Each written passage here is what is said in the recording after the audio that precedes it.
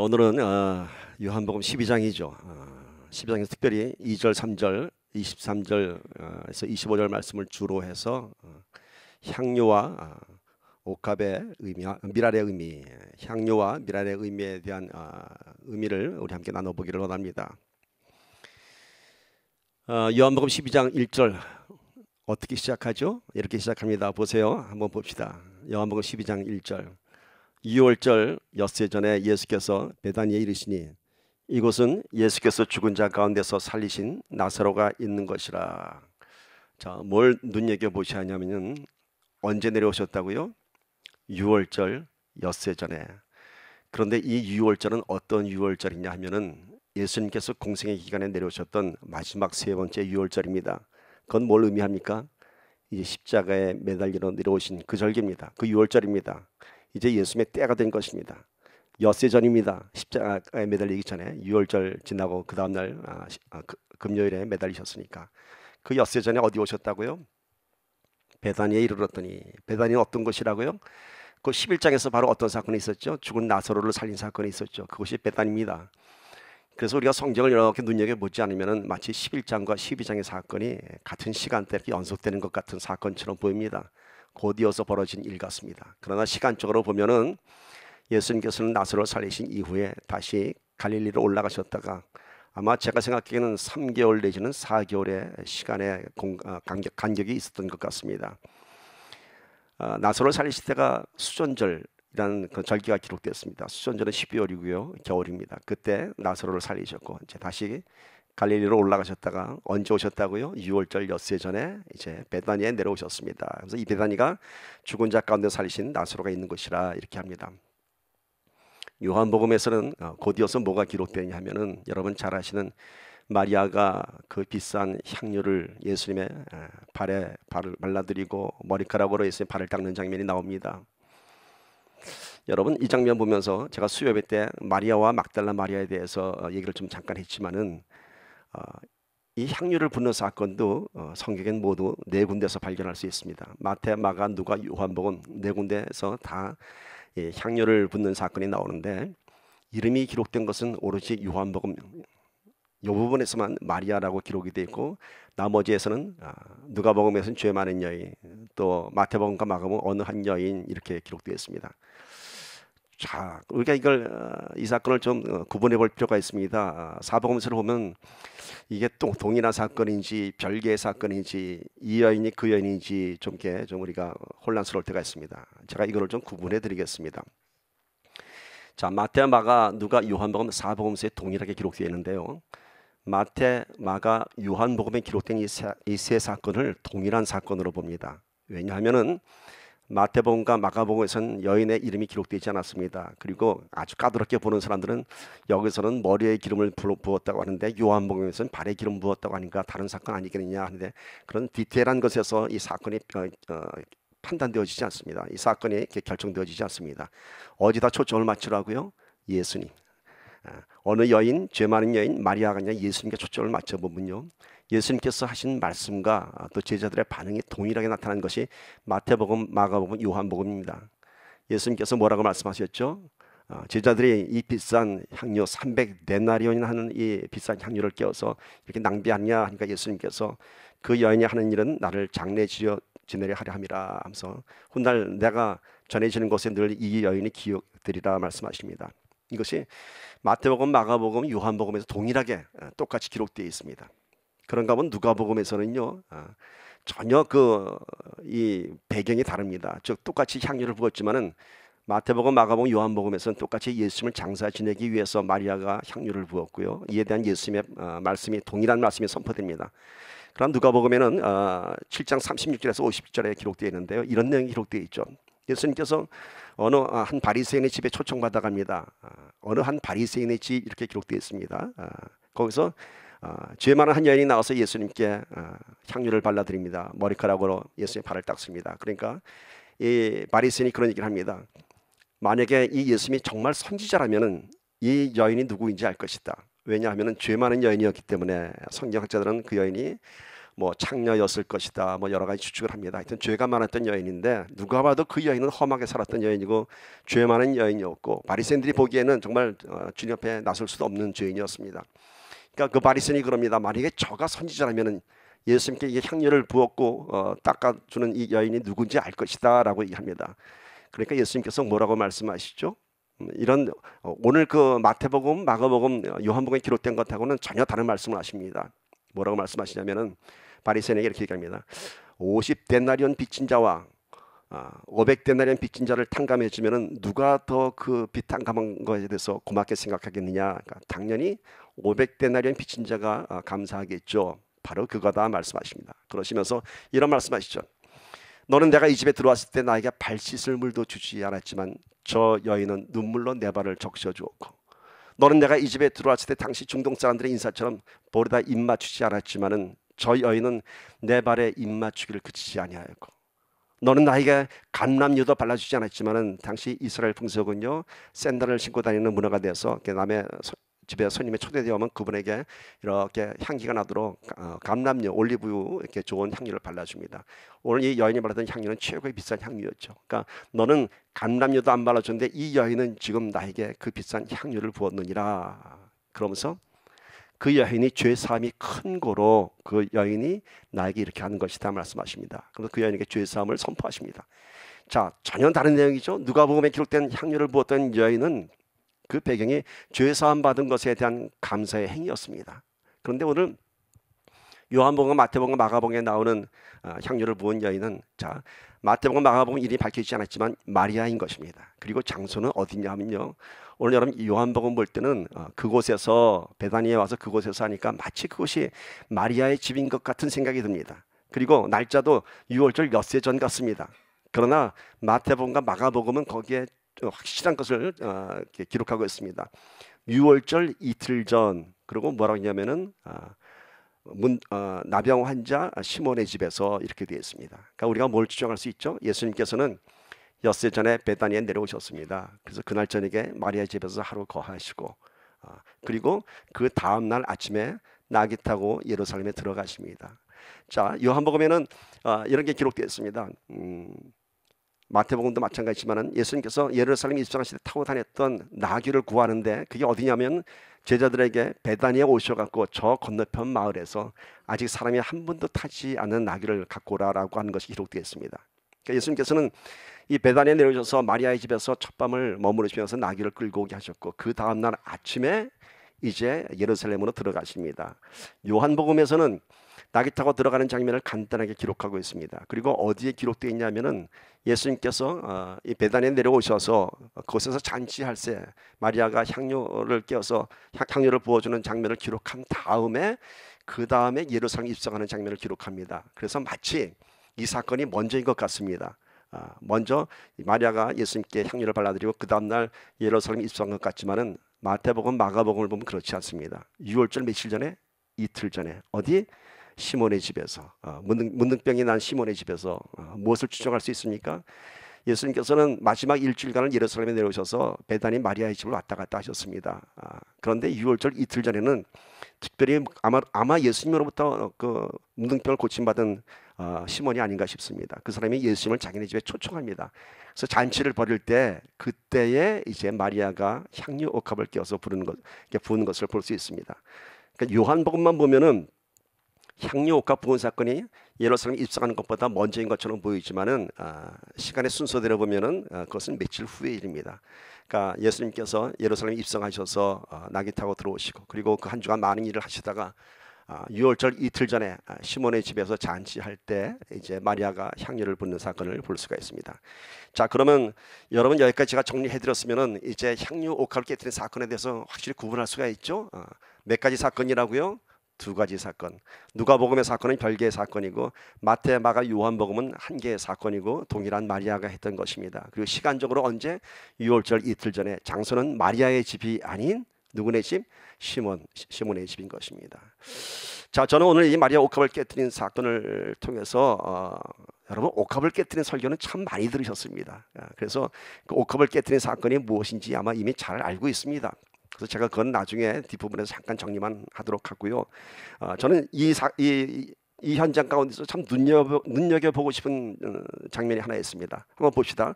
요한복음 12장 2절에서 3절 한 마음으로 합작합시다. 그 사건 속에 들어가셔서 봅시다. 시작.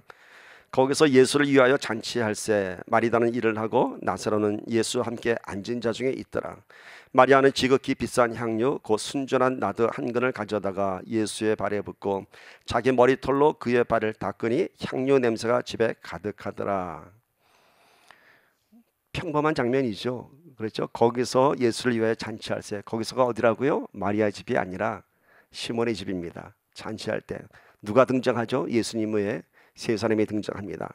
마르다는 일을 하고 나사로는 예수님 앞에 앉은 자들 중에 함께 앉아 있고 마리아는 예수님의 발에 향유를 붓고 자기 머리털로 예수님의 발을 닦아 주었습니다. 저는 이 세 사람의 태도를 참 오늘 눈여겨보고 싶습니다. 그냥 평범한 장면 같지만요, 그렇지 않습니다. 먼저 마르다가 뭘 하고 있었다고요? 일을 하고 있었습니다. 생각나죠? 마르다가 일하다 야단 맞은 장면 기억나시죠? 누가복음 10장 38절 42절에 기록되어 있습니다. 예수님께서 마리아의 집에 오셨을 때 그건 이전의 일이죠. 마르다는 예수님께 식사를 준비하기 위해서 분주하게 부엌으로 왔다 갔다 일을 합니다. 한참 일을 하다 보니까 마리아는 자기 동생은 얄밉게도 예수님 발밑에 앉아서 예수님 말씀만 듣는 거예요. 속에서 부어가 침입니다. 그래서 그거를 예수님 앞에 가서 예수님 이렇게 일이 많은데 마리아는 나를 안 도와주고 이렇게 예수님 앞에 앉아만 있습니다 하니까 뭐라고 예수님 말씀하셨죠? 마리아가 옳도다. 그러면서 마르다야 그렇게 분주한 일로 염려하지 마라. 분주한 일로 염려하지 마라. 더 중요한 것이 일로서 나를 섬기는 것보다는 내 앞에 앉아 말씀 듣는 이 마리아가 더 귀하노라 얘기하십니다. 자, 마르다는 무엇 때문에 야단 맞았어요? 분주한 일로 빨리 예수님께 뭔가 저녁 식사를 준비할 텐데 일하지 않는 마리아를 보면서 막 예수님께 고자질했지만 오히려 야단 맞고 말았습니다. 그런데 오늘 여기서는 예수님께서 마르다 일하는 장면에서 아무런 언급이 없습니다. 마르다는 일을 하고, 자, 이날의 마르다는요 누가복음 그 전에 10장에서 기록됐던 그 일하고 전혀 다른 것입니다. 똑같이 일을 했지만은 그때는 뭐가 있었죠? 염려가 있었고 분주함이 있었습니다. 그러나 오늘은 그런 것이 하나도 기록되어 있지 않습니다. 자, 예수님께 꾸중 들었을 때는요 그 본질을 들어가 보면 어떤 것이 있었죠? 예수님을 대접하고 싶은 마음이 우선이었겠죠. 그러나 그 뒤에 더 깊이 들어가 보면은 내가 예수님께 칭찬받고자 하고 싶은 그 마음, 내가 일을 함으로써 예수님께 인정받고자 하고 싶은 그런 이기심이 있었던 것입니다. 그래서 예수님께서는 그런 걸로 분주히 하지 말라 그렇게 말씀하셨습니다. 그러나 오늘의 이 마르다는요 그런 분주함이 아니었습니다. 시몬의 집에서 잔치가 벌어졌습니다. 예수님을 섬기는 그 자리에서 마르다는 정성껏 식사를 준비했습니다. 이것은 자기를 드러내지 않는, 또 마리아가 일을 하지 않건 누가 나를 도와주지 않건 상관없이 혼자 묵묵히 일을 하는 모습이었습니다. 주님께서는 우리의 일하는 행동을 보시는 것이 아니라 우리의 마음의 태도를 보십니다. 앞에서는 똑같이 일을 했지만은 그 마음의 태도를 보시고 꾸중하셨지만은 오늘 여기서는 마르다는 아주 순전한 마음으로 이 일을 섬겼던 것을 알 수가 있습니다. 자, 마르다의 오늘 이 섬기는 모습은요 한 예배자의 모습인 것입니다. 그럼 두 번째 나사로를 봅시다. 나사로는 어떻게 하고 있었다고 하죠? 예수님 앞에 많은 사람들이 앉아 있었는데 그 중에 함께 앉아 있었더라. 이 당시 나사로는 누군가요? 바로 몇 달 전에 죽었다가 다시 살아난 나사로입니다. 나사로는 지금 수많은 사람들 중에 앉아 있는 것만으로도, 자기가 살아있는 것을 보여주시는 것만으로도 뭔가요? 예수님의 하나님의 살아계신 아들이심을 증거하는 위대한 증거자가 된 것입니다. 마르다처럼 일을 안 해도 많은 사람들 앞에 앉아 있는 것만으로도, 살아있는 것을 보여주는 것만으로도 나사로는 지금 위대한 일을 하고 있는 겁니다. 예수님을 증거하고 있습니다. 그런가 하면 마리아는 뭔가요? 가장 값비싼 향료 나드 한 그릇을 깨뜨려서, 향료 옷값을 깨뜨려서, 이제 마태복음 마가복음 향료 옷값을 깨뜨렸다 그리고 여기 나드 한 근을 부었대서 뭐 다 다른 사건 같지만 그게 그겁니다. 향료 옷값을 깨뜨리고 그것이 가장 비싼 기름 나드 한 근이었습니다. 그래서 예수님의 몸을 향기롭게 했습니다. 물론 마리아는 예수님께서 십자가에 못 박히실 것을 알고 미리 장례 준비를 하기 위해서 부은 것은 아니었을 것이라고 생각합니다. 단지 예수님을 섬기고자 하는 마음에서 부었습니다. 그러나 그것이 결국 예수님의 장례를 위한 일이 되고 말았습니다. 그리고 예수님께서 이 마리아에 대해서 그런 얘기를 하죠. 제자들이 어떻게 이 비싼 향유를 부어서 낭비하느냐 했을 때 예수님께서 이 여인이 한 것은 내 장례를 위함이라 말씀하십니다. 마태복음 26장 12절에서 13절로 봅시다. 이 여자가 내 몸에 이 향유를 부은 것은 내 장례를 위하여 함이니라. 내가 진실로 너희에게 이르노니 온 천하에 어디서든지 이 복음이 전파되는 곳에서는 이 여자가 행한 일도 말하여 그를 기억하리라 하시니라. 자, 내 장례를 위함이라 하시면서 그 뒤에 말씀이 무슨 말씀인가 아마 당시의 제자들은 잘 이해하기 힘들었을 것입니다. 이 복음이 내가 전파되는 곳에서는 이 여자가 행하는 일도 함께 말하게 될 것이라. 그래서 이 여인을 기억하게 되리라 말씀하셨습니다. 여러분 어떻습니까? 복음이 전파되는 것, 예수님이 증거되는 것, 그것에는 꼭 헌신과 섬김에 대한 말씀이 선포됩니다. 지금도 마찬가지죠. 지금도 헌신과 섬김에 대한 설교의 주제를 잡으라면요, 가장 인기 순위 넘버 원이 향유 옥합을 깨뜨린 사건입니다. 목사님들이 늘 이 섬김과 헌신에 대해서는 이 향유 옥합에 대한 설교를 제일 많이 하십니다. 바로 그거죠. 내 복음이 증거되는 곳에, 예수가 증거되는 곳에, 그에 대한 헌신과 섬김이 증거되는 곳은 꼭 이 마리아의 이 헌신이 증거되리라 말씀하셨습니다. 저는 오늘 아까도 말씀했지만 이 옥합을 깨뜨린 사건에 대해서는 뭐 더 이상 깊은 얘기를 안 나누겠습니다. 이미 다 아시니까. 가장 귀한 것을 당시에 이스라엘 여인들은요, 결혼하기 전에 혼수물 중에 가장 비싼 것이 이 향유였다고 합니다. 그래서 혼수로 이 향유를 사서 깊이 간직했다가 자기가 혼인한 날 그것을 붓는데, 이 마리아는 누구를 위해서 부었어요? 예수님을 위해서 부었습니다. 자기를 위해서 붓지 않고 이것이 자기 가장 고귀한 것을 드린 헌신이었습니다. 하나 더 깊이 들어가면 사실 향유 옥합을 깨뜨린 것은 마리아가 아니라 누구였죠, 여러분? 누구였을까요? 하나님이셨습니다. 하나님이 누굴 깨뜨리셨어요? 예수님을 십자가에서 깨뜨리셨습니다. 제자들은 왜 이 비싼 향유를 낭비하느냐고 말씀했지만은, 항의했지만은, 우리 하나님은 우리가 갚을 수 없는 것을 깨뜨리셨습니다. 그것이 향유 옥합의 의미입니다. 우리의 가장 귀한 것을 드렸을 때 우리 하나님은 우리가 갚을 수 없는 것으로 먼저 우리의 향유 옥합을 깨뜨리셨습니다. 저는 이 잔치에서 세 사람을 지금 눈여겨본다고 했습니다. 자, 마르다는 뭔가요? 실천하는 신앙입니다. 조용히, 어떤 마음으로? 순전한 마음으로, 온전한 마음으로 나를 드러내지 않고 조용히 일하는 그런 예배자의 모습이었습니다. 그렇다면 나사로는 뭐라고요? 자기 삶 속에서 하나님이 행하신 일들을 증거하는 위대한 증거자였습니다. 그런가 마리아는 뭔가요? 온전한 예배, 온전한 헌신, 온전한 섬김을 드리는 그런 예배자의 모습이었습니다. 여러분, 오늘 이 세 사람의 모습이 예배 공동체의 모습인 것입니다. 이 예배 공동체 안에는 마르다의 역할이 있고 마리아의 역할이 있고 나사로의 역할이 있습니다. 그러나 더 깊이 들어가면은 마르다 역할이 따로 있고 마리아가 따로 있고 나사로가 따로 있는 것이 아니라 우리가 그 세 사람의 예배 공동체가 우리 안에 있어야 할 줄 믿습니다. 우리가 온전한 마음으로 섬겨야 되고요, 온전한 마음으로 하나님의 일을 해야 되고, 기쁜 마음으로 해야 되고, 내 삶 속에서 하나님이 하신 일을 증거하는 내 삶 속에 증거가 있어야 됩니다. 그리고 예배 때마다 마리아처럼 내가 가장 귀한 것을 내어놓고 예배드리는 그런 예배자가 되어야 할 줄 믿습니다. 나는 마리아하고 너는 마르다야. 그리고 서로 역할을 이렇게 구분하면서 서로 이건 네 일이야, 이건 내 일이야 하지 말고 우리가 그 세 사람의 모든 그런 공동체적인 사역을 해야 할 줄 믿습니다. 이어서 이제 그 다음에는 요한복음에서는 이제 예수님이 낙에 타고 예루살렘에 들어간 것을 잠깐 기록합니다. 그래서 마치 요한복음만 보면은 이 일 후에 예루살렘에 들어간 것 같지만 이미 예루살렘은 들어가셨고 이 일을 먼저 중요한 사건이라서 아마 요한이 먼저 기록한 것 같습니다. 그 뒤에 이제 어떤 사건이 기록되어 있냐 하면은 이제 다른 복음서에서는 예루살렘에 들어가셔서 하신 일들이 많이 기록되어 있습니다. 잘 아시는 무화과 나무를 저주했던 사건이 기록되어 있고요. 들어갔던 첫날에 성전에서 장사하는 자들, 환전상들을 내쫓았던 일도 있고요. 수많은 비유를 통해서 천국 복음을 선포하셨습니다. 근데 요한복음에서는 간단히 예루살렘에 들어가신 것을 기록하고 뭘 기록했냐면은 그 후에 헬라 사람들 몇이 찾아오는 사건을 기록하고 있습니다.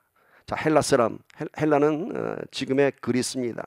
그리고 당시에 헬라는 문화의 중심지입니다. 그러나 하나님 백성 유대인의 입장에서 보면은 헬라 사람들은 이방 사람들이죠. 그러니까 이 중요한 시간에 요한복음은 헬라 사람들이 예수를 찾아온 것을 기록하고 있습니다. 그러면 이 사건은 분명히 이 안에 뭔가 주는 메시지가 있는 것이죠. 자, 헬라 사람들이 찾아왔습니다. 자, 헬라가 그리스고요. 여러분 후에 보면 이 그리스 땅에 초대교회 복음이 부흥이 시작된 것을 알 수 있죠. 자, 헬라 그리스 땅에 어떤 교회가 있었죠? 데살로니가 교회가 있었고요. 빌립보 교회가 있었고요. 고린도 교회가 있었습니다. 그러니까 아마 이미 헬라 지방에도 헬라 사람이 지금 예수님 찾아올 정도로 예수님에 대한 소문이 다 전파되었고요. 예수님에 대한 그런 기대함이 있었던 것입니다. 자, 그 장면을 한번 봅시다. 요한복음 12장 23절 24절 봅시다. 시작. 예수께서 대답하여 이르시되 인자가 영광을 얻을 때가 왔도다. 내가 진실로 진실로 너에게 이르노니 한 날의 밀이 땅에 떨어져 죽지 아니하면 한 날 그대로 있고 죽으면 많은 열매를 맺느니라. 자, 이 말씀은 어떤 말씀 뒤에 오는 말씀이냐면은 헬라 사람들이 예수님을 찾아왔습니다. 그런데 예수님을 곧바로 이렇게 만나지 않고 예수님의 제자를 통해서 예수님 만나 뵙기를 원합니다. 그런데 예수님께서 헬라 사람이 찾아왔다는 예수를 만나 뵙고 싶다는 이 말씀을 듣고 하신 말씀이 바로 이 말씀입니다. 전혀 연관이 안 됩니다. 지금 헬라 사람이 예수님을 뵙고자 하고 왔는데 예수님께서는 무슨 말씀하시냐면은 내가 드디어 인자가 영광을 얻을 때가 되었도다 하시면서 이제 내가 진실로 너에게 이르노니 하늘의 미랄이 땅에 떨어져 죽지 아니하면 한 날 그대로 있고 죽으면 많은 열매를 맺느니라 말씀하십니다. 과연 이게 뭐가 연관이 될까요? 헬라인들이 예수님 찾아와서 뵙겠다고 했는데 예수님이 이 말씀하셨어요. 자, 첫 번째 헬라인들이 예수님을 찾아온 그 의도는 예수님을 경배하기 위해서 찾아온 것이죠. 예수님의 소문을 듣고 그 소문의 주인공을 한번 뵙고 싶었고 그것이 아마 그들의 본 마음이었을 것입니다. 그런데 그 두 번째는요, 성경의 그 당시의 사건을 쭉 추적해 보면 이런 것을 우리가 추측해 볼 수 있습니다. 이 헬라 사람 예수님 찾아온 것은 그냥 경배만 드리고 예수님 보고 싶어서 온 것뿐만이 아니라 당시 예수님이 어떤 상황이었죠? 자꾸 유대인들의 핍박이 심해지고 위험이 점점 눈앞에 다가옵니다. 그래서 예수님께서 갈릴리로 갔다가 자꾸만 이곳저곳 피하는 것을 볼 수 있습니다. 그런 소문이 다 이제 들어갔겠죠. 그러니까 헬라 사람들 온 것은 예수님 여기서 핍박받고 여기서 이 위험한 곳에 있지 마시고 저희하고 헬라에 가십시다 라고 아마 초청하려고 오지 않았을까라는 것을 우리가 알 수 있습니다. 왜냐하면은 요한복음 7장 35절 보세요. 이런 게 기록되어 있습니다. 이에 유대인들이 서로 묻되 이 사람이 어디로 가기에 우리가 그를 만나지 못하리요? 헬라인 중에 흩어져 사는 자들에게로 가서 헬라인을 가르칠 터인가? 자, 이게 무슨 얘기냐면은 예수님께서 자꾸만 내가 어디로 간다고 말씀하시죠. 어디로 간다고 얘기하시는 것이죠. 아버지의 집으로 간다고 자꾸 말씀하셨습니다. 그래서 내가 가면 너희가 나를 찾지 못할 것이요, 내가 가는 곳엔 너희도 오지 못할 것이다 하니까 유대인들이 어떻게 상상해요? 아마도 이 사람들이 지금 헬라 땅에는 당시에 많은 유대인들이 들어가 살고 있었습니다. 그러니까 헬라 땅에 살고 있는 유대인들을 찾아가서 아마 거기서 그들을 가르치려고 글로 가려고 하는 얘기가 아닌가라고 추정을 합니다. 그러니까 충분히 상황적으로 봐서는 예수님께서는 헬라 땅으로 갈 만한 그런 근거가 되어 있던 상황이죠. 그렇기 때문에 헬라인들이 찾아와서 지금 예수님 여기서 이러지 마시고 우리 헬라로 갑시다 라고 초청하였을 것입니다. 그런데 예수님께서는 뭐예요? 이 사람을 만나지도 않았어요. 예수님 뭐예요? He knows everything. 예수님 모든 것을 다 아시는 분이시죠. 그러니까 이 헬라 사람들이 찾아온 의도와 목적을 이미 다 알고 계신 것입니다. 그러니까 헬라로 가자고 하는 그들의 마음을 알고 내가 지금 헬라 땅으로 갈 때가 아니라 뭐라고요? 인자가 드디어 영광을 얻을 때가 되었도다 말씀하십니다. 그러니까 내가 지금 헬라 땅에 갈 때가 아니라 이방인들을 위해서 갈 때가 아니라 이제는 내가 십자가에 못 박힐 때가 되었노라 말씀하십니다. 그리고 물론 이들은 예수를 만나지 못하고 갔지만은 돌아가는 이 헬라 사람들에게, 이방 사람들에게 섭섭지 않은 말씀을 하나 하십니다. 무슨 말씀인가요? 12장 32절 보시면은 내가 땅에서 들리면 모든 사람을 내게로 이끌겠노라. 내가 땅에서 들리면, 내가 십자가에서 죽고 나면은 어떤 사람들? 모든 사람들, 모든 열방과 족속을, 너희 헬라 사람들도. 드디어 예수님께서는 이방인에 대한 구원을 선포하십니다. 근데 언제요? 내가 십자가에서 들리고 나면. 그러니까 너희가 지금 나를 모시러 왔지만은, 너희가 나를 보고 싶어서 왔지만은 지금은 내가 너희 앞에 나타날 때가 아니라 오히려 내가 십자가에 매달릴 때요. 그러나 내가 훗날 십자가에 들려지고 나면은 너희를 내가 다 내 앞으로 이끌겠노라 말씀하십니다. 그러시면서 내가 인자가 드디어 하나님의 영광을 볼 때가 되었노라 말씀하시면서 미랄의 비유를 말씀하십니다. 하늘의 미랄이 땅에 떨어져 죽지 않냐면 하늘 그대로 있고 그것이 떨어져 죽으면 많은 열매를 맺느니라 얘기하십니다. 물론 이 비유를 예수님의 제자들이 들었겠지만 전혀 이해할 수 없었겠죠. 헬라인들에게 아마 전해졌는지 안 전해졌는지 모르겠지만 이해할 수가 없었죠. 그러나 이 비유는 극히 상식적인 이야기입니다. 그렇죠? 예수님께서는 농업에 대한 것에 대한 그런 비유를 많이 하시죠. 땅에 씨 뿌리는 비유라든지 뭐 보면 당연한 얘기죠. 당연한 얘기. 오늘 이것도 마찬가지입니다. 아니 씨앗을 땅에 떨어뜨리면 그 씨앗이 껍질이 깨지고 그 껍질이 썩어져야지만이 그 안에서 싹이 나오는 것이고, 그래야 그 싹이 나야 열매를 맺는 것, 당연한 것이죠. 그런데 이 말씀이 무엇일까? 이 말씀이 무엇일까? 그럼 여기다 한번 쉽게 우리 수학 문제 푸는 것처럼 대입을 한번 해봅시다. 하나의 미랄 대신에 예수님을 집어넣는 거예요. 내가 이 땅에 와서 그냥 이 땅에 가만히 있으면은 나는 그대로 있을 것이고, 내가 죽으면은 땅에 떨어져 썩어져 죽으면은 내가 많은 열매를 맺느니라, 이렇게 말씀하십니다. 여러분, 오늘 이 미랄의 비유에다가 지극히 상식적인 비유이지만은 예수님을 대입하면은 십자가의 비밀을 풀 수가 있어요. 미랄 대신에 예수님만 집어넣어도 수학 공식 풀듯이 쉽게 풀어집니다. 자, 예수님이 미랄입니다. 예수님이 땅에 떨어져 죽지 아니하면 예수님이 땅에 그대로 있고, 그러니까 죽어야 된다는 거죠. 그러나 예수님이 죽으면 많은 열매를 맺느니라. 그러면은 이렇게 가정해 봅시다. 만약 예수님이 이 땅에 오셨는데 이 미랄의 비유처럼 땅에 떨어져 죽지 아니하면, 즉 예수님께서 죽지 않고 2000년 넘어 지금까지 살아계시다면은, 지금까지 살아계시면서 수많은 기사와 이적을 보이는 겁니다. 시대마다 막 오병이의 표적은 물론이고, 그렇다면은, 아니면은 오셨다가 죽지 않고 그냥 하늘로 승천하셨다면은, 지금처럼 한 3년 반 공생의 시간을 보내시고 나서 십자가에 못 박히지 않고 그냥 하늘로 올라가셨다면은 어떤 일이 벌어질까요? 아마 예수님이 죽지 않고 지금까지 살아계시다면, 제가 언젠가도 한번 말씀드렸겠지만은 아마 더 많은 사람들이 예수를 믿었을 것입니다. 지금보다도. 왜? 예수님을 눈으로 보잖아요. 우리가 지금 살아계신 하나님의 아들을 봅니다. 예수님을 통해서 나오는 수많은 기사와 권능을 봅니다. 표적을 봅니다. 그러면 우리가 예수님 안 믿겠어요? 하다못해 신유의 은사가 있다는, 그냥 병 고치는 그런 은사가 있다는 그런 목사님만 나타나서 사람들이 막 떼거지처럼 몰려들어서 내 병 고쳐달라고 이렇게 모여드는데, 살아계신 하나님의 아들이 이 땅에 지금까지 살아계시다면, 오늘 LA 한인 땅에서 다 예수님이 나타나서 저 광장에서 메시지를 선포하시다면 말도 못하겠죠. 그러면 그렇게 수많은 사람이 믿는다면 그것이 뭘 의미할까요? 뭘 의미할까요? 과연 이것이 예수님께서 이 땅에 오신 목적일까요? 영원히 죽지 않으면서 사람들에게 자신의 위대함을 보이면서, 이거만 내가 하나님의 아들이야, 믿을 수 있지, 그렇게 예수님을 따르게 하고 수많은 사람들이 예수님을 믿게 하는 것이 목적일까요? 아마 더 많은 사람들이 예수님을 따르고 더 많은 사람들이 예수를 믿을지 모르겠지만, 이제는 예수 안 믿는 사람이 없을 정도로 온 전 세계 인구가 다 예수를 믿을지 모르겠지만은, 분명한 사실은 그 사람들 가운데 영원한 생명으로 구원받는 사람 한 명도 없다는 것입니다. 한 명도 없다는 것입니다. 왜요? 죽지 않으셨기 때문인 것이죠. 하늘의 밀이 땅에 떨어져 죽지 아니하면 그대로 있고, 예수님은 그대로 지금까지 2000년 동안 살아계시겠지만은 열매를 하나도 못 맺는 겁니다. 어떤 열매? 구원의 열매를 못 맺는 것입니다. 죽어야지만이 많은 열매를 맺는다고 하십니다.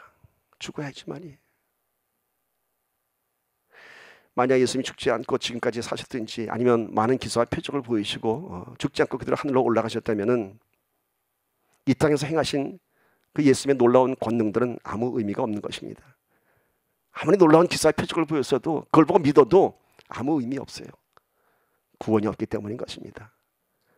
자, 예수님께서 이 땅에 오신 것은 하나님의 아들임을 드러내기 위한 것뿐만이 아니라 우리를 구원하기 위해서 오셨는데, 영원히 죽을 수밖에 없는 우리를 구원하기 위해서 이 땅에 오셨는데, 그 구원하기 위한 것이 뭔가요?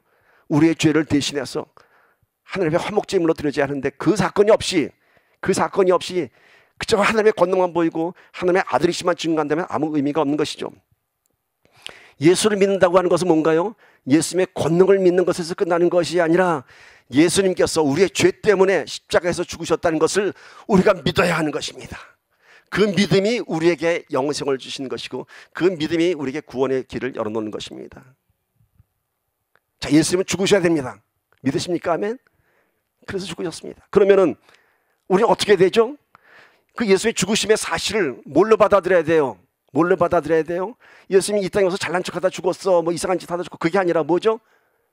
우리의 죄 때문에 죽으셨다, 우리를 구원하시기 위해서 죽으셨다라는 이런 신앙 고백이 있어야 한다는 것입니다. 죽으셨다는 사실을 믿는데 그 죽음의 의미를 모르면 아무 그 안에 구원의 의미가 없는 것입니다. 자, 여러분, 예수님이 우리의 죄 때문에 십자가에 죽으셨다는 사실을 믿으려면 뭘 우리가 깨달아야 되죠? 우리가 죄인이라는 사실을 깨달아야 되죠. 그래야지 그 사실이 믿어지는 겁니다. 아니, 내가 죄인이라는 게 안 믿어지는데 어떻게 예수님이 나 때문에 십자가에 못 박혀 죽으셨다는 사실이 믿어지겠습니까? 전제 조건이 우리가 죄인이라는 사실을 우리가 깨달아야 한다는 것이죠. 예를 들어서 누가 와서 사실 내가 너 때문에, 네 죄 때문에 내가 죽었어 라고 한다면 뭐라 그러겠어요? 그게 믿어지겠어요? 내가 무슨 죄를 졌길래 네가 나 때문에 죽었어, 네가 나 때문에 죽는다고? 안 믿어지죠. 예수님께서 당시에 십자가에서 죽으셨을 때에도 예수님께서 수도 없이 말씀하신 너희를 구원하기 위해서 내가 죽었다가 다시 살아날 것이다 이렇게 말씀하셨지만은 예수님이 우리들의 죄 때문에, 내 죄 때문에 죽었다고 믿는 사람 한 명도 없었습니다. 베드로도 야고보도 요한도 아무도 그 사실을 믿을 수 없었어요. 그 십자가의 의미를 이해할 수 없었죠. 우리의 죄가 무엇인지도 모르고 왜 우리 때문에 예수님이 죽어야했는지 몰랐습니다. 오히려 그들은 왜 예수님께서 그렇게 비참하게 십자가에 죽어야 하는지 그 사실을 더 원망스러웠고 더 속상했습니다. 왜 그렇게 죽으셔야 했는지. 그래서 제자들은 예수님의 죽으심을 보고 아, 드디어 우리가 영생의 길을 얻었다 이렇게 환호한 것이 아니라 실망하고 좌절하고 자기 고향으로 돌아가고, 베드로는 다시 갈릴리 바닷가 돌아가서 고기 잡는 모습을 볼 수 있습니다. 금을 내리는 것을 볼 수 있습니다. 우리가 죄인임을 알아야지만이 십자가의 비밀을 깨달을 수 있습니다. 우리가 죄인됨을 깨닫지 못하면 아무 의미 없습니다. 여러분, 저와 여러분이 죄인 된 것을 믿으십니까? 그런데 이게 쉽지가 않습니다. 우리가 죄인 된 것을 그렇게 잘 느끼지 못합니다. 근데 우리는 참 이상하죠. 내 안의 죄의 허물들은 그냥 쉽게 넘어갑니다. 사람이 그럴 수도 있지 뭐. 그래서 자기 죄에 대해서 심각하게 생각하지 않습니다. 그런데 우리는 다른 사람들의 모습을 보면은요, 영락없이 그 사람의 허물들을 지적합니다. 그렇죠? 그래서 나는 못 봐도 다른 사람들의 죄는 너무너무 잘 보고 있습니다. 다른 사람들의 모습을 보면서 판단하고 정죄합니다. 우리는요, 다른 사람의 죄는 저 깊은 데까지, 감춰진 죄까지 들추는 통찰력이 있습니다. 깊이 묵상하지 않아도 저 사람의 죄를 우리는 봅니다. 그게 그 사람의 죄가 아니라 사실은 나의 죄입니다. 내 죄는 못 보지만 다른 사람의 죄는 우리는 환히 들여다봅니다. 그러면 그게 그 사람의 죄가 아니라 내 죄라는 것을 깨달을 줄 믿습니다. 그 모습이 내 모습인 것이에요. 탈무드에 보면 이런 예화가 있습니다. 굴뚝 청소를 하러 두 사람이 들어갔습니다. 먼저 들어간 사람이 저 깊은 굴뚝을 다, 높은 굴뚝을 들어가서 다 청소하고 나왔습니다. 보니까 앞에 들어간 사람이 하도 청소를 잘해갖고 앞에 들어간 사람은 얼굴이 시커멓게 껌댕이가 다 묻고 나왔는데, 따라 들어간 사람은 얼굴에 껌댕이 하나도 안 묻고 깨끗한 얼굴로 나왔습니다. 굴뚝 청소를 하고 두 사람이 서로 얼굴을 보고서 누가 세수했는지 아세요? 누가 세수했는지 아세요? 얼굴 시커멓게 묻은 사람이 세수를 해야 될 텐데 그 사람은 가만히 있고 얼굴 깨끗한 사람이 세수하러 갔어요. 왜? 껌댕이 묻은 사람은 자기 친구 보니까 깨끗하거든. 그러니까 자기도 깨끗한 줄 알고 세수 안 했고, 먼저 들어간 사람이 시커먼 껌댕이를 보면서 어휴, 내가 저렇게 했구나. 탈무드의 예화가 아니라도 누구의 허물을 보면서 우리는 나를 봐야 할 줄 믿습니다. 저는요, 주의 종이 되고 나서 많은 사람들의 허물을 많이 보죠. 여러분들 얘기하는 게 아니라 참 많은 사람들의 허물을 봅니다. 그런데 제가 그렇게 깨닫게 된 것이 있습니다. 이야, 그 사람을 보면서 어떻게 저럴 수 있지가 아니라 제 마음에 드는 게 놀라운 충격이었습니다. 거기서 제 모습을 발견했어요. 내가 저랬었는데, 내가 저랬었는데, 내가 저렇게 뺀질뺀질했었는데, 내가 저렇게 목사님 설교 비판했었는데, 내가 저렇게 교회 잘못 콕콕 집어냈었는데, 그게 나더라고요. 목사가 되니까 그게 보이더라고요. 성숙한 신앙인이 되면요, 다른 사람의 죄의 허물 가운데서 나의 죄의 허물을 발견해야 할 줄 믿습니다.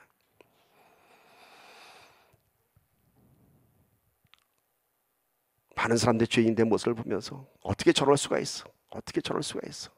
그래서 너희들 도대체 왜 그래? 왜 그러고 살아? 그런데 그게 바로 나라고 하는 것입니다. 내 죄만 깨달아지면 그렇게 우린 예수님 십자가 믿을 수 있습니다. 내 죄만 깨달아지면. 나 때문에 십자가에서 죽으신 예수를 믿는 데는 그렇게 큰 믿음의 결단이 필요하지 않습니다. 내 죄만 깨달아지면 믿게 됩니다. 나 때문에 죽으신 예수 믿게 됩니다. 좀 더 쉽게 비유해 봅시다. 군대에 가면요, 한 사람이 잘못하면 그 한 사람 때문에 그 한 사람만 기합 주는 것이 아니라 단체 기합이라는 게 있죠. 그럼 그 단체 기합받으면 누가 제일 미안할까요? 잘못한 사람이죠. 나 때문에 동료들이 다 이렇게 이 무서운 기합을 받으니까. 그것이 우리 안에 갖고 있는 최소한의 양심입니다. 나 때문에 내 동료들이 기합받는다. 미안하죠. 우리가 예수님 십자가를 믿는 것은요, 나 때문에라는 고백만 하면 됩니다. 나 때문에. 예수님께서 나 때문에 죽으셨구나. 내 죄 때문에 죽으셨구나. 그것만 믿으면 되는 것입니다. 아멘. 오늘 이 깨달음이 나 때문에라는 이 깨달음이 천지를 진동하는 소리보다 더 크게 우리 심령 안에 선포되기를 간절히 소망합니다. 너 죄 얘기만 해서 좀 얼굴이 무거운 것 같은데, 이 나 때문에 아주 재미있는 예화가 있습니다. 아주 예수 잘 믿는 며느리가 시어머니를 위해서 오랫동안 기도했습니다. 그래서 시어머니를 전도했고, 시어머니가 드디어 교회를 나갔고, 이제 어느 정도 좀 시간이 지난 다음에 이제 세례를 받게 되었습니다. 그래서 세례 문답을 하기 위해서 며느리가 공부를 시킵니다. 그러면서 한 가지만 얘기합니다. 어머니, 요거는 꼭 알아두셔야 돼요. 아마 목사님이 이거 물어보실 거예요. 예수님이 누구 때문에 십자가에서 죽으셨나요? 이거 꼭 물어봅니다. 그러면요, 나 때문에라고 얘기하셔야 됩니다. 아셨죠? 그럼 매일 얘기합니다. 누구 때문에 죽었다고요? 나 때문에. 아셨죠? 네. 목사님 앞에 가서 이제 세례 문답을 한대. 목사님이 예수님이 누구 때문에 십자가에 못 박혀 죽으셨나요? 그러니까 가만 쳐다보시더니 우리 며느리 때문에 죽었지요. 며느리의 죄가 우리의 죄인 줄 믿습니다. 아멘. 이 미랄의 비유는요, 그런데 예수님만을 비유한 것이 아닙니다. 이 미랄의 비유는 예수님만을 대입하는 것으로 끝나지 않습니다. 예수님께서 이 땅에 하나의 미랄이 되어서 죽으셔서 많은 열매를 맺는다고 했습니다. 그 열매가 누군가요? 저와 여러분들입니다. 저와 여러분들입니다. 그런데 그 열매가 또 어떻게 되어야 된다고요? 그 열매가 또 열매를 맺어야 됩니다. 그 열매가 열매를 맺으려면 어떻게 되죠? 씨앗이 돼서 땅에 떨어져 죽어야 하는 것입니다. 오늘 이 미랄 대신에 이번에는 나를 대입해 보세요. 내가 땅에 떨어져 죽지 않으면 내가 그대로 있고, 내가 죽으면 많은 열매를 맺게 되니라. 아멘. 믿으십니까? 내가 그대로 있으면 아무런 열매 맺지 못합니다. 그럼 이런 질문하죠. 아니, 예수님은 우리의 죄를 대신해서 죽으셔야 했지만 왜 우리가 죽어야 돼? 우리가 그 열매를 맺어야 하기 때문인 것입니다. 우리는 죄의 씨앗을 갖고 태어났지만 예수님의 죽으심을 통해서 이제 우리 안에 있는 씨앗이 바뀌었어요. 영생의 씨앗이에요. 죄의 씨앗이 아니라 우리가 바뀌었어요. 속사람이 바뀌었다는 게 그겁니다. 죄의 유전자를 갖고 난 그 죄의 씨앗이 이제는 우리가 예수를 믿는 믿음으로 인해서 내 죄 때문에 죽으셨던 사실을 믿음으로 인해서 내 씨앗이 바뀌었어요. 물이 포도주가 된 것처럼 생명의 씨앗이 됐어요. 그럼 그 씨앗이 싹을 터야지요. 어떻게 되죠? 그 씨앗이 땅에 떨어져 썩어져야 하는 것입니다.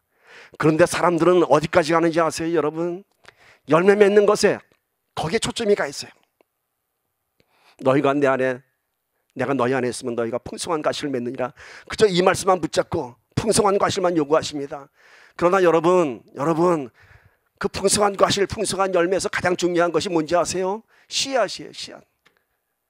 우리들은 과일 먹을 때 과육만 좋아하죠. 맛있는 거. 씨앗은 탁 뱉어버리죠. 여기에 영적인 비밀이 있습니다. 오늘 많은 열매를 맺느니라 영어 성경 보면요, fruit이라고 번역한, 아마 킹 제임스 버전이 그런 것 같아요. NIV 버전은 seed라고 번역되어 있어요.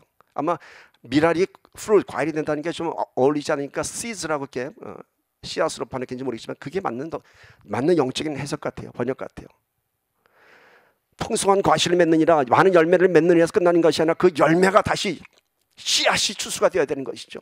근데 우리의 신앙은 늘 열매 맺고 풍성한 것에 초점이 맞춰져 있어요. 맛있는 과실 따먹는 거, 내 삶 속에서 풍성한 축복만 우리가 기도하고 있습니다. 아니요, 거기서 끝난 것이 아니라 내 삶 속에서 누려지는 그 풍성한 과역은 뭐 때문에 그 과역이 생긴지 아세요? 씨앗 때문에요. 씨앗을 보호하기 위해서. 새들이 와서 동물이 와서 그 과일을 따먹는 이유는 그 과일을 먹고 좀 지저분한 얘기지만 그 통째로 뱃속에 들어갔다가 배설물로 나왔을 때 그 씨앗이 땅 속에서 썩어져서 또다시 과실이 나오는 거죠. 목적은 과실이 아니라 씨앗인 것입니다. 근데 우리는 이 땅에 살아가면서 내 안에 과실만 풍성해지길. 너 씨앗 없는 수박이 여러분 뭔가요? 생명이 없는 것이죠. 우리는 씨앗 없는 수박을 그런 신앙을 원하지 않는지 모르겠습니다. 오늘 우리 안에 생명의 씨앗이 있다는 사실을 여러분 믿으시기를 축복합니다. 이어서 이런 말씀하십니다. 12장 25절 봅시다. 자기의 생명을 사랑하는 자는 잃어버릴 것이요 이 세상에서 자기의 생명을 미워하는 자는 영생하도록 보존하리라. 당시의 상황 속에서 문자적으로 해석하면 어렵지 않습니다. 죽음이 두려워서 나를 따르지 않는 자는 영원히 죽게 될 것이요 죽음을 두려워하지 않고 나를 따르는 자들은 영생을 얻게 될 것이라. 이 말씀인 것입니다. 자, 미랄의 사명은 뭐죠? 죽는 것입니다. 죽어야 열매를 맺고 영생을 얻는 것입니다. 여러분, 신앙생활은 뭔가요? 결단인 것입니다. 결단. 믿음의 결단. 이제 예수님을 따라가는 것이 두려워서, 죽는 것이 두려워서 내 생명을 아끼면 죽는다고 했습니다. 오늘 이 시대에는 우린 그런 고난의 십자가의 핍박이 없습니다. 그러나 우리의 믿음의 결단이 뭔가요? 내가 이 땅에서 누리는 좀 풍성한 과실을 원하는 그런 인생이 아니라 내가 내 씨가 땅에 떨어져 죽는 그런 전도자의 삶을 우리가 구해야 하는 것입니다. 내가 죽기로 결단해야 하는 것입니다. 내가 죽기로 결단한 날, 그날부터 우리는 다시 살게 될 것입니다. 내가 예수의 제자가 되기로 결단하는 그날부터 우리 삶 속에서 놀라운 일들이 시작될 줄 믿습니다. 지금 당장은 제자들이 예수의 말씀을 이해하지 못해서 스스로 감당하기 어려운 실망과 좌절과 두려움의 시간을 갖게 됩니다. 지금 이 상황 속에서는. 그러나 사도행전을 보면 훗날 베드로, 야고보, 요한 모든 제자들이 죽음을 두려워하지 않고 순교자의 길을 따라갔던 것을 알 수 있습니다. 왜요? 죽기로 결단했기 때문인 것입니다. 왜 죽는 것이 두렵지 않았을까요? 그 뒤에는 영생을 믿었기 때문인 것이죠. 생명의 씨앗을 품었기 때문인 것입니다. 그로 인해서 이 땅에 놀라운 초대교회 부흥의 역사가 시작되었습니다. 하루에 3,000명, 5,000명이 세례를 받고 회개한 역사가 일어났습니다. 제자들은 순교당하기 이전에 이미 그들 스스로를 십자가에 못 박았습니다. 스스로 먼저 죽었기 때문에 이젠 죽음은 당연한 것이고 두려운 것이 없는 것입니다. 우리의 신앙생활이 이렇게 되어야 할 줄 믿습니다. 내 안에 먼저 십자가의 승리가 있어야 합니다. 내 안에 먼저 죽는 믿음의 결단이 있어야 합니다. 한번 죽어본 자는 또 죽을 수 있습니다. 한번 죽어본 자는 그 죽음의 의미가 무엇인지 압니다. 그래서 바울의 고백처럼 매일매일 죽을 수 있는 것입니다. 이런 믿음의 결단 안에 오늘 우리가 참된 예수의 제자가 되기를 간절히 소망합니다. 이렇게 되면요, 마르다와 나사로와 마리아와 같은 예배자의 모습이 내 안에서 가득 채워질 줄 믿습니다. 우리 모두가 십자가의 승리를 경험하며 주를 위해 살고 주를 증거하며 주를 위해 향유옥합을 깨는 믿음의 사람이 되기를 주님의 이름으로 간절히 축원합니다. 아멘. 기도합니다.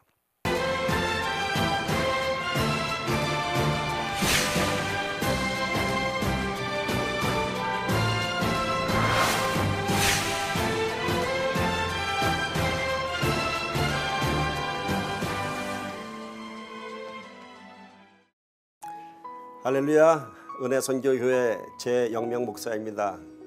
저희 교회를 소개합니다. 작지만 참 좋은 교회입니다. 작지만 우리 하나님께서 임재하시는 교회입니다. 작은 숫자이지만 아주 뜨거운 예배를 드리고 있습니다. 저희 교회를 다시 한번 소개합니다. 수요 예배가 우리 교회의 큰 영적인 통로입니다.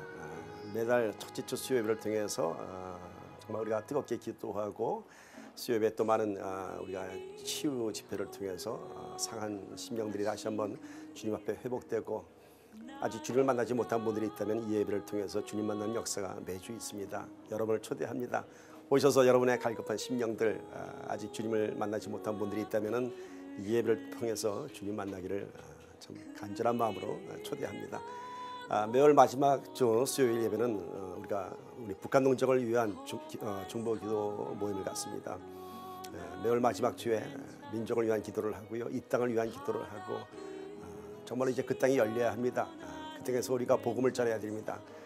저와 여러분의 기도가 그 땅을 열리게 할 것이고요, 저와 여러분의 기도가 그 땅에 정말로 참으로 우리의 동족이 신음하는 그 소리를 이제 찬양으로 바꾸게 될 것입니다. 여러분 기억하십시오. 은혜 선교교회입니다. 주일 예배 베벌리 블루버드에 있습니다. 2550 베벌리 블루버드 LA에 있고요. 매주 12시 일부 예배 드리고 있습니다.